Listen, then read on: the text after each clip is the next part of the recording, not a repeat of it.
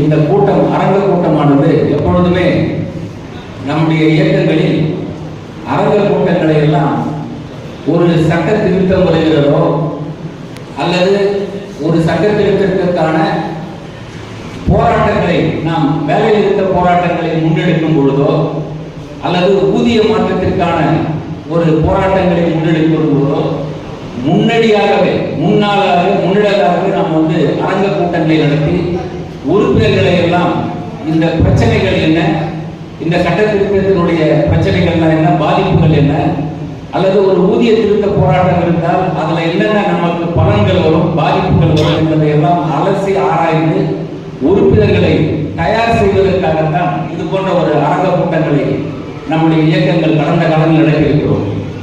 ஆனால் இந்த அரங்க கூட்டம் ஒரு வித்தியாசமான ஒரு அரங்க கூட்டம்.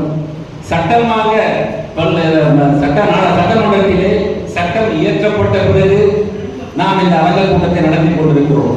இது காலதாமதமாக இருந்தாலும் நாம் இது வரவேற்கக்கூடிய விஷயம். இதே போன்ற அரங்க கூட்டங்களை எல்லா மண்டலங்களிலும் ஏயூடி நடத்த வேண்டும், உறுப்பினர்களை நீண்ட ஒரு போராட்டத்திற்கு தயார்படுத்த வேண்டும் என்று நான் ஏயூடி மாநில பொறுப்பாளர்களை கேட்டுக்கொள்கின்றேன். இது போன்ற அரங்க கூட்டங்களை நமது மண்டலத்தில் நடத்துவது என்பது அது ஏயூடியாக இருக்கட்டும் அல்லது ஜிசிடியாக இருக்கட்டும் அல்லது அரசு ஊழியர் சங்கங்களாக இருக்கட்டும், இதே அரங்கத்தில் இந்த ஆசிரியர் இல்லத்தில் இது போன்ற பல அரங்க கூட்டங்களை நாம் நடத்தியிருக்கிறோம். போராட்ட காலங்களில் எல்லாம் போராட்ட தயாரிப்பு கூட்டங்களை எல்லாம் நாம் நடத்தியிருக்கிறோம்.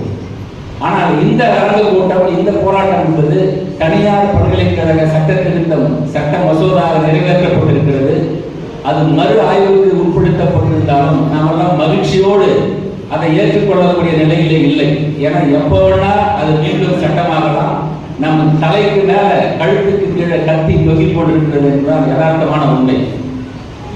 இந்த சட்ட திருத்தத்தினால், இந்த மசோதாவினால் என்னென்னலாம் நமக்கு பாதிப்புகள் ஏற்படும் என்பதையெல்லாம் இங்கு தெளிவாக நம்முடைய பேராசிரியர் அவர்களும் மாநில பொறுப்பாளர்கள் எடுத்துக் கூறியிருக்கிறார்கள். நம்மெல்லாம் அதுக்கு நமக்கு எல்லாம் தெரிஞ்சிருந்தாலும் உறுப்பினர்களை தயார்படுத்த வேண்டும். அதுதான் நமது அத்தியாவசியமான ஒரு நேரம்.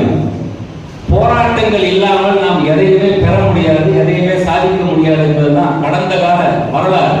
அதுதான் நம்முடைய தலைவர் அவர்கள் அழகாக தெரிவித்தார்கள்.